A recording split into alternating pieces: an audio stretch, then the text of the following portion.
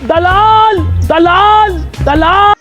तेरा तो गेम बजाना पड़ेगा। देखिए अमित देवघन जी, अमित उदित राज कह रहे हो, तुम्हारा नौकर हूँ क्या? तुम हो क्या यार? तुम दलाल आदमी हो।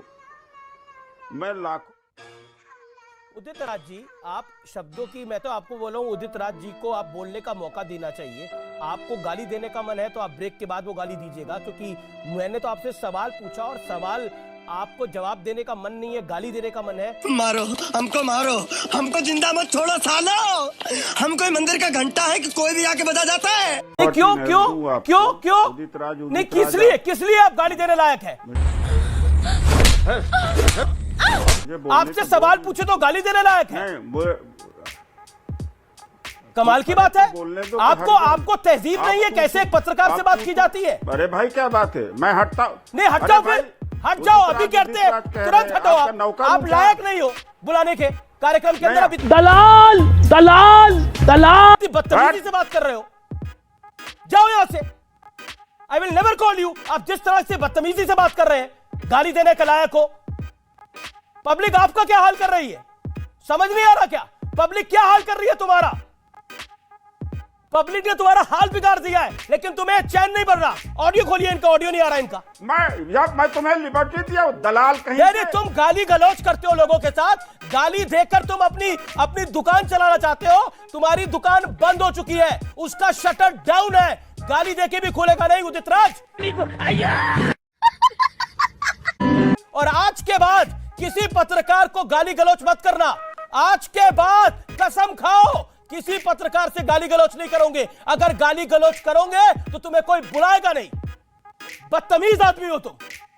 हटाइए इसे स्क्रीन से, हटाइए इस व्यक्ति को स्क्रीन से। देखिए सॉरी, मैं माफी चाहता हूं, मैं इंटरवीन कर रहा हूं कि ओबीसी समाज को गाली देना, जज की जीभ काट देंगे, किस प्रकार से पत्रकार की हवा निकाल देंगे, पत्रकारिता को गाली देना, मुझे लगता है यही तो कांग्रेस का एक प्रकार से चरित्र बन चुका है। और इसीलिए इतने बड़े व्यक्तित्व, महाराष्ट्र के इतने वरिष्ठ नेता को भी लालची और कायर कहा जाता है। यही वो मानसिकता। और ये मोहब्बत की दुकान नहीं, ये नफरत, गाली और धमकी की दुकान कांग्रेस पार्टी तब्दील हो चुकी है। सुरेंद्र राजपूत बैठे, अधिकृत प्रवक्ता है। क्या उदित राज के दिए गए बयानों पर वो इत्तेफाक रखते हैं? क्या लालची से लेकर जो अब तक जिस प्रकार की शब्दावली इस्तेमाल की गई और हवा निकाल दी, इस प्रकार का जो एक पत्रकारों के खिलाफ बार बार हमला किया जाता है। वास्तव you got your time. Okay Udit Raj ji, क्या कांग्रेस पार्टी डिनायल मोड में है? मेरा सीधा सवाल है। समस्या है लेकिन उस समस्या को स्वीकार नहीं करना चाहती। आपने भी आज आचार्य प्रमोद कृष्णम को ट्वीट पे लिखा कि पहले दिल्ली की लड़ाई कर लीजिए, फिर राजस्थान की बात होगी। भाषा को ठीक करिए उदित राज जी, ऊपर एहसान नहीं कर रहे हैं बुलवा के। आपने बोला आपकी जो इंसल्टिंग लैंग्वेज है, ये नहीं, ठीक मैंने नहीं तो है। आपसे बड़ी सामान्य लैंग्वेज में बात के रूप में तो आप मेरे से तमीज से साथ बात बिल्कुल। करिए। आप बदतमीजी से बात नहीं कर सकते। एक सेकंड ब्रिजमोहन श्रीवास्तव, तमीज से बात करना सीखिए आप। ब्रिजमोहन श्रीवास्तव जी, आपसे बिल्कुल कायदे से मैंने बात करी है, बिल्कुल आपसे बदतमीजी से बात नहीं करी। शांत रहिए अब आप। उदित राज जी, जरा आपको गाली अभी भी आप गाली देने लायक है। जब तक मैं नहीं, क्यों नहीं, किस लिए आप गाली देने लायक है? आपसे सवाल पूछे तो गाली देने लायक है? कमाल की बात है। आपको तहजीब नहीं है? कैसे एक पत्रकार से बात की जाती है? मैं तो टूट गया मैं तो। अब गलत बोला वो वो बात ठीक नहीं है, लेकिन वो कह रहे हैं उन्होंने तो कुछ गलत बोला ही नहीं है। आप ही के नेता का बयान सुना देते हैं। सुनिए ना, सुनिए ना। मोदी जी को तीसरी बार प्रधानमंत्री बने दीजिए। अगले 6 महीने के अंदर आप देखेंगे कि पाक अधिकृत कश्मीर भी भारत का हिस्सा हुआ। ले आए क्या? बहुत अच्छी बात है क्या? बहुत अच्छी बात है। Very good. हाँ, अरे एक तो निगत जी देखिए, मैं मर्यादा की दहलीज में हूँ। मर्यादा की दहलीज मैं लाऊंगा ना निगत जी, फिर आपको बहुत भारी पड़ेगा। मैं वो नहीं हूँ कि जो एक समय पर एक लगा के आता था और अभी जो है अपना पूरा चेहरा ही बदल दिया है। मैं वो नहीं हूँ। चलिए छोड़ दीजिए इस विषय को। आइए इस विषय पर तेलंगाना कांग्रेस चीफ ने क्यों बोला है इस पर? तेलंगाना कांग्रेस चीफ पे जवाब नहीं है। ये हुई ना बात। मुझे ये बताओ, आपको स्पेशल, आप तो वो लोग हैं ना जो BR साहब के, अंबेडकर साहब के जन्मदिन पर, बहुत अच्छी बात है आपने उनकी 125वीं सालगिरह पर, बहुत अच्छी बात है आपने मनाते हैं। आपने तो हर तरफ से नहीं किया। मैं तो कह रही हूं, आपने तो बोला कि अंबेडकर जी तो गद्दार थे, आपने ये बोला है। आपने तो रेजिग्नेशन दिलवा दिया उनका। एक एक करके चुनाव में हराया अंबेडकर जी को। बताइए रातों रात। तो आज प्रधानमंत्री को घबराहट क्यों हो रही है, डर क्यों रहे हैं कि सर्वदलीय बैठक में नहीं आएंगे, वहां झंडा लहराएंगे बिहार में, वहां जाके रेंज रोवर में हाथ हिलाएंगे, लेकिन पार्लियामेंट का सेशन नहीं ओके, मलूक नगर ब्रो एनडीए, ओके, और पार्टी में बोल दूं, और पार्टी मीटिंग को okay okay, parliament session 10 second, shouting match नहीं है ये, please. Okay okay, both of you please, मैं हम सबमिशन। ओके, मेरा तो बस audio down. Okay okay, audio down, put audios on down, put audios on down. बस हवा निकल गई। आज जो उत्तर प्रदेश के मुख्यमंत्री, उन्होंने कहा था देखिएगा कि जब आ जाएंगे ना देश के प्रधानमंत्री नरेंद्र मोदी तीसरी बार जीतकर, तो 6 महीने के अंदर पीओके हम ले लेंगे। कहां है पीओके? आपने हाफिज सईद मसूद अजहर को वापस लेकर आ गए, आपने उन्हें सूली पर चढ़ाया, आपने पहलगाम के आतंकवादियों को पकड़ लिया। Okay, you made your point. बंद करो हाथ जोड़ के। मैं आपने पहलगाम छोड़िए, उसके अलावा जितने आतंकवादी संगठन है उन्हें खत्म कर दिया, आपने बेरोजगारी खत्म कर दिया, आपने सबका राइट है बोलने का। करा क्या है जो फूल बरसवा रही हो अपने ऊपर, वो भी कर्नल सूफिया कुरैशी के परिवार से? शर्म आनी चाहिए देश के प्रधानमंत्री को कि जिस परिवार के सामने नतमस्तक होना था, उस परिवार से अपनी वाहवाही कराई। अरे ठीक है, Nighat you made your point, Nighat you made your point, Nighat cease fire, शांत होइए अब। Audios down. देखिए अब मैं एक कानून बना रहा हूं, देखिए बीच में कोई नहीं बोलेगा और दोनों को आपको 50 सेकंड कहने का मौका मिलेगा, उसमें अपनी बात अब रैप अप करिएगा। 1 सेकंड। अच्छा, 1 सेकंड। एंड निगत अब्बास, अभी आपने बहुत बड़ी बातें बोली। आपने बोला ये तो सरेंडर मोदी है, यही बोला ना आपने, ये नरेंद्र मोदी नहीं है, ये तो सरेंडर मोदी है।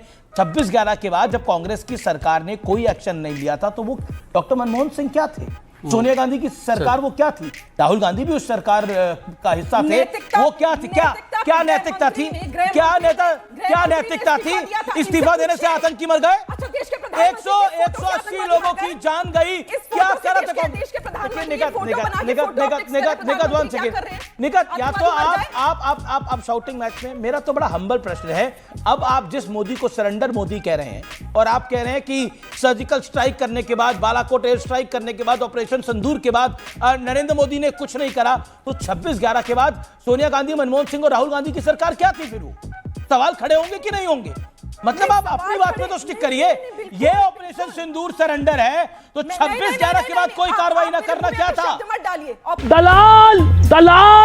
ऑपरेशन सिंदूर के बारे में और क्या सरेंडर हुआ है? पार्टी ने अपशब्द कहा, मोदी ने नाम दिया ऑपरेशन सिंदूर और हमने कार्रवाई करी, क्योंकि जब मेरी सेना खड़ी थी हाफिज सईद, तो सेना किसके कहने पे खड़ी थी? सेना किसके कहने पे खड़ी थी? नरेंद्र मोदी ने दिखवाई। आप आराम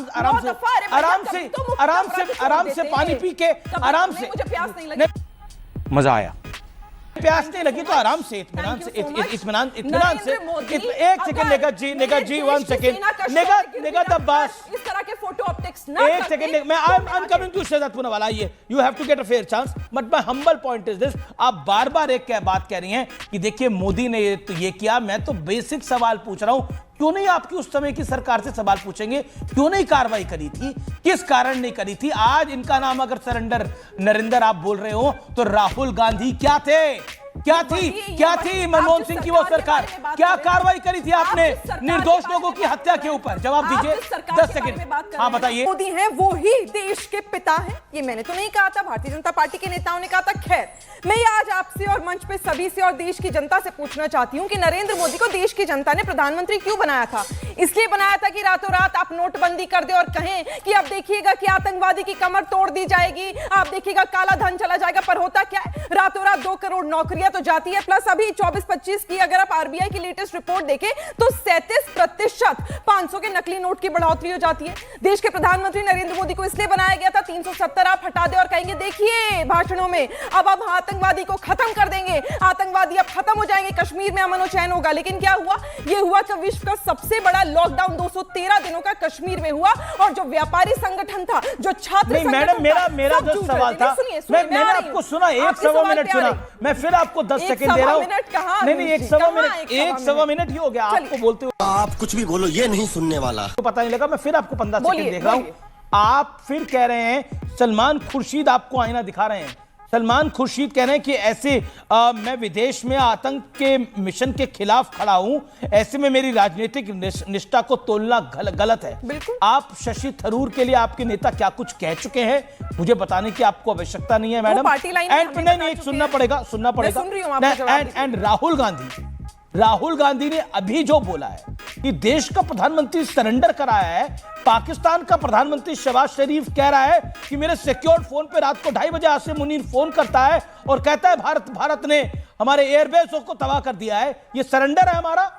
मुझे आप बताइए ना, यहाँ यूएस के जो राष्ट्रपति हैं वो 9 दफा कह देते हैं कि मैंने मीडिएशन कराई, कभी कहते हैं मैंने मदद करी, कभी कहते हैं मैंने ट्रेड पर धमकाया, लेकिन देश के प्रधानमंत्री नरेंद्र मोदी चुप्पी साध कर क्यों बैठे? और मैं तो जानना चाहती हूँ, आपने सही बात कही, मैं तो ना थरूर साहब की बात करी ना किसी और की कह रही, देश साथ खड़ा और खड़ा था। लेकिन मुझे बताइए ना, ऐसा क्या, ऐसा हीरोगिरी करने का क्या आपके अंदर उत्तेजित आप हो गए थे कि आप जाते हैं गुजरात में, वहां बड़ा रेंज रोवर में से हाथ हिलाते और हाथ हिला के अपने ऊपर कर्नल सूफिया कुरैशी के ऊपर, कर्नल सूफिया कुरैशी के परिवार से अपने ऊपर आप फूल बरसवाते? क्या करा था? क्या हासिल? इस वक्त बॉडी इतनी गर्म है, मेरे सामने ये लोग नजर आए। करा क्या? आपने कहा था 6 महीने नहीं, मुझे प्रॉब्लम क्या है कर्नल? नहीं, आप अपनी प्रॉब्लम को पहले आइडेंटिफाई करिए। नहीं, पहले मरीज को अपनी नहीं, बिल्कुल मैंने बिल्कुल आपको मौका दिया है। पहले मरीज को अपनी दिक्कत सोचनी चाहिए, उसकी आपकी दिक्कत क्या है सो बिल्कुल नहीं टोक रहा। एक second Nighat Abbas, you made your point, okay, now let me get Shehzad Poonawalla also. देखिए मैं कह रहा हूँ ये शाउटिंग नहीं, देखिए एक सेकंड, ऑडियोज डाउन, ऐसे नहीं होगा।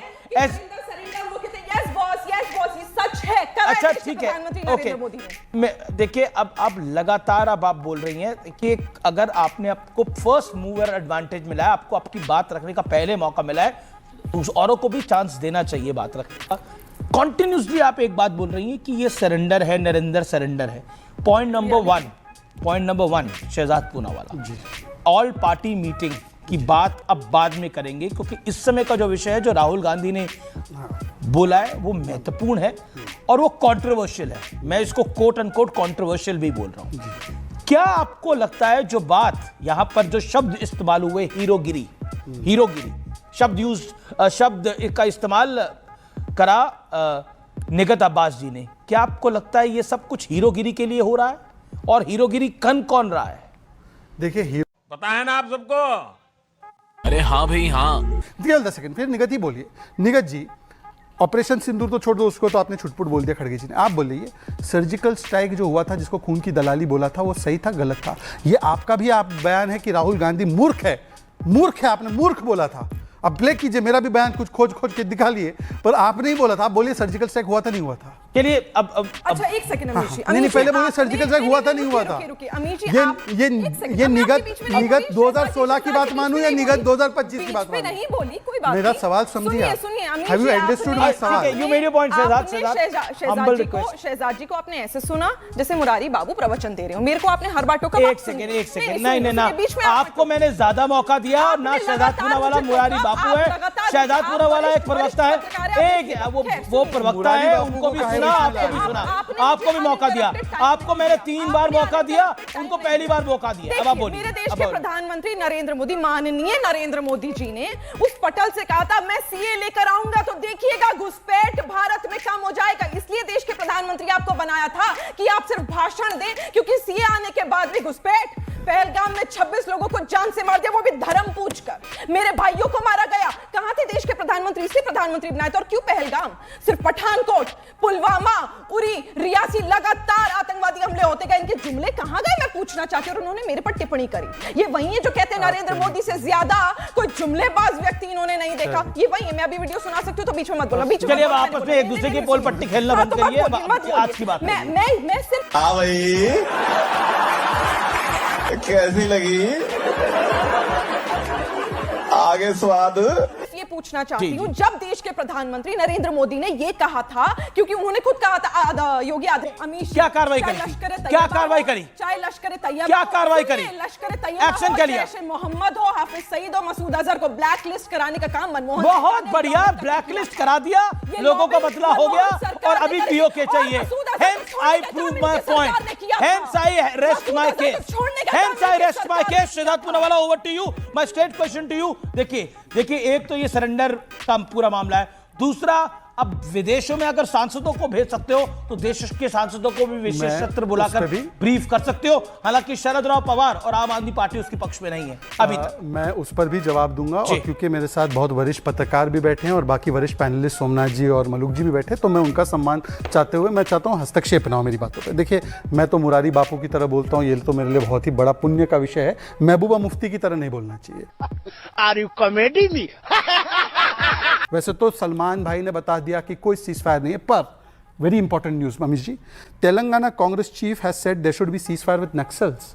नक्सलियों को इंटरनल सिक्योरिटी थ्रेट सबसे पहले इनकी सरकार ने बोला था। आज 75-80% नक्सली खत्म हो चुके हैं, 10-15 डिस्ट्रिक्ट्स में बाकी है। कौन बोलता है सरेंडर कर दो और सीजफायर कर दो? इनके नेता। बोलिए Nighat ji, are you for surrender and ceasefire with Naxals? Reply then Somnath Bharti and Malook Nagar. देखिए पहली बात तो यहाँ पे इसका जवाब दे दो आप। सर्जिकल पे भी नहीं बोली, इस पे भी नहीं बोली। क्योंकि आपने पीओके के लिए